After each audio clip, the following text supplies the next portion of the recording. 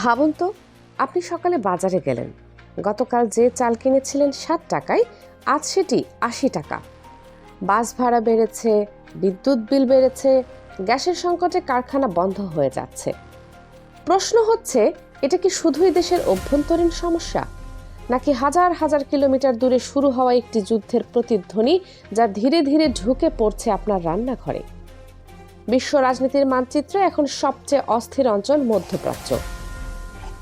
আর এই অস্থিরতার কেন্দ্রবিন্দুতে রয়েছে ইরান, ইসরায়েল এবং যুক্তরাষ্ট্র।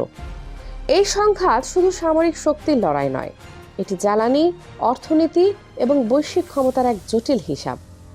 আর এই হিসাবের সবচেয়ে বড় ঝুঁকিতে থাকা দেশগুলোর তালিকায় রয়েছে বাংলাদেশ। বিশেষ করে নতুন রাজনৈতিক বাস্তবতায়, যেখানে বিএনপি সরকার এবং এর নেতৃত্বে থাকা তারেক রহমান এখন দেশের অর্থনীতিকে স্থিতিশীল রাখার কঠিন পরীক্ষার মুখে। আজকের এই গভীর বিশ্লেষণে আমরা দেখব কিভাবে মধ্যপ্রাচ্যের যুদ্ধ বাংলাদেশের অর্থনীতি, বাজার দর, রেমিট্যান্স এবং সরকারের ভবিষ্যৎকে সরাসরি প্রভাবিত করতে পারে। ছোট একটি জলপথ, কিন্তু পুরো বিশ্বের শ্বাসনালী। বিশ্ব অর্থনীতির সবচেয়ে গুরুত্বপূর্ণ জায়গাগুলোর একটি হল হরমুজ প্রণালী। এটি একটি সরু সামুদ্রিক পথ, কিন্তু এর গুরুত্ব অপরিসীম।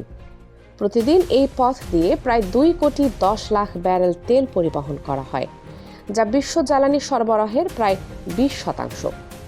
অর্থাৎ পৃথিবীর প্রতি 5 ব্যারেল তেলের মধ্যে 1 ব্যারেল এই পথ দিয়ে যায়। যদি এই পথ বন্ধ হয়ে যায়, তাহলে শুধু মধ্যপ্রাচ্য নয়, পুরো বিশ্ব অর্থনীতি হোঁচট খাবে। ইতিহাস বলছে, 1973 সালের আরব ইসরায়েল যুদ্ধ কিংবা সাম্প্রতিক তেল স্থাপনায় হামলার সময় কয়েকদিনের মধ্যে তেলের দাম দ্বিগুণ হয়ে গিয়েছিল। আজ যদি একই পরিস্থিতি তৈরি হয়, তাহলে তার অভিঘাত হবে আরও ভয়াবহ। বাংলাদেশ একটি জ্বালানি আমদানি নির্ভর দেশ। আমাদের বিদ্যুৎ উৎপাদনের বড় অংশ নির্ভর করে আমদানিকৃত এলএনজি এবং তেলের উপর। এই এলএনজির বড় অংশ আসে কাতার এবং ওমান থেকে, আর এই জাহাজগুলো আসতে হলে অতিক্রম করতে হয় সেই একই হরমুজ প্রণালী। যদি যুদ্ধের কারণে এই পথ ঝুঁকিপূর্ণ হয়ে ওঠে বা বন্ধ হয়ে যায়, তাহলে বাংলাদেশে জ্বালানি সরবরাহ মারাত্মকভাবে ব্যাহত হবে। এর সরাসরি প্রভাব পড়বে বিদ্যুৎ উৎপাদনে, শিল্প কারখানায়, গার্মেন্টস খাতে এবং সাধারণ মানুষের দৈনন্দিন জীবনে। বিদ্যুতের দাম বাড়বে, উৎপাদন খরচ বাড়বে এবং শেষ পর্যন্ত পণ্যের দাম আকাশ ছোঁবে। এটি একটি শৃঙ্খল প্রতিক্রিয়া তৈরি করে। প্রথমে বাড়ে পরিবহন খরচ, তারপর বাড়ে কৃষি উৎপাদনের খরচ, তারপর বাড়ে খাদ্যপণ্যের দাম। অর্থাৎ যুদ্ধ শুরু হয় মধ্যপ্রাচ্যে, কিন্তু তার প্রভাব পড়ে বাংলাদেশের বাজারে। বাংলাদেশ ইতিমধ্যেই উচ্চ মূল্যস্ফীতির মধ্যে রয়েছে। অর্থনীতিবিদরা এই পরিস্থিতিকে বলেন স্ট্যাগফ্লেশন, যেখানে প্রবৃদ্ধি কমে কিন্তু মূল্যস্ফীতি বাড়ে। বাংলাদেশের অর্থনীতি মূল শক্তি হলো তৈরি পোশাক শিল্প। এই খাত থেকে আসে বাংলাদেশের সবচেয়ে বড় বৈদেশিক মুদ্রা। কিন্তু যুদ্ধ হলে আন্তর্জাতিক শিপিং ব্যাহত হবে, জাহাজ চলাচলে বিলম্ব হবে, বিমা খরচ বাড়বে এবং ক্রেতারা ঝুঁকি নিতে চাইবে না। ফলে অর্ডার বাতিল হতে পারে। এটি হবে বাংলাদেশের জন্য বড় ধাক্কা, কারণ ডলার সংকটের সময় রপ্তানি কমে গেলে অর্থনীতি আরও দুর্বল হয়ে পড়বে। বাংলাদেশের সবচেয়ে বড় শক্তি হলো প্রবাসী আয়। মধ্যপ্রাচ্যে কর্মরত লাখ লাখ বাংলাদেশি শ্রমিক দেশের অর্থনীতিকে সচল রাখছেন, বিশেষ করে সৌদি আরব, কাতার, ওমান সহ বিভিন্ন দেশে। যদি যুদ্ধ ছড়িয়ে পড়ে, তাহলে নির্মাণ খাত স্থবির হয়ে যাবে, নতুন কর্মী নিয়োগ বন্ধ হবে, ফলে রেমিট্যান্স কমে যাবে।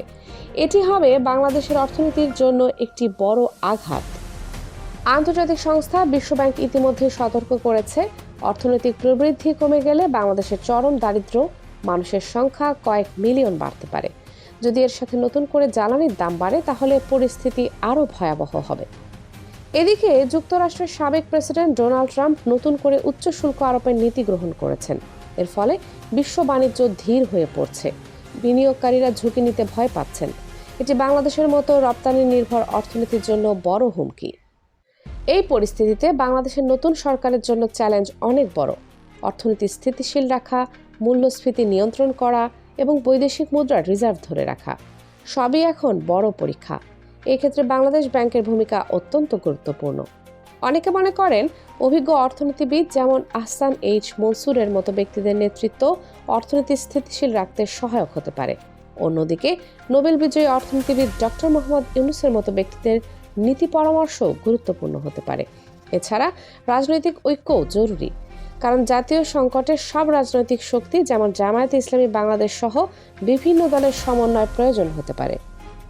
বিশেষজ্ঞরা বলছেন এখনই কিছু গুরুত্বপূর্ণ পদক্ষেপ নিতে হবে, যেমন প্রথমত বিকল্প জ্বালানি উৎস খুঁজতে হবে, দ্বিতীয়ত দীর্ঘমেয়াদী এলএনজি চুক্তি নিশ্চিত করতে হবে, তৃতীয়ত নবায়নযোগ্য জ্বালানিতে বিনিয়োগ বাড়াতে হবে, চতুর্থত বৈদেশিক মুদ্রার রিজার্ভ সুরক্ষিত রাখতে হবে। যুদ্ধ দূরে কিন্তু ঝড় খুব কাছে। মধ্যপ্রাচ্যের এই যুদ্ধ শুধু একটি আঞ্চলিক সংঘাত নয়, এটি একটি অর্থনৈতিক সুনামি যার ঢেউ বাংলাদেশ পর্যন্ত পৌঁছাতে পারে। এই যুদ্ধের প্রভাব পড়বে আপনার বিদ্যুৎ বিলের ওপর, আপনার বাজার খরচের ওপর, আপনার চাকরির উপর এবং পুরো দেশের অর্থনীতির ওপর। এখন প্রশ্ন একটাই, বাংলাদেশ কি প্রস্তুত? নতুন সরকার কি এই বৈশ্বিক ঝড় মোকাবেলা করতে পারবে, নাকি বিশ্ব রাজনীতির এই অস্থিরতা বাংলাদেশের অর্থনীতিকে নতুন করে সংকটে ফেলবে? আপনার মতামত কি? বাংলাদেশ কি সংকট মোকাবেলা করতে পারবে? কমেন্টে লিখে জানান। আর এমন গভীর বিশ্লেষণধর্মী নিউজ পেতে চ্যানেলটি সাবস্ক্রাইব করুন, কারণ বিশ্ব রাজনীতির প্রতিটি পরিবর্তন আপনার জীবনের সাথেই জড়িত।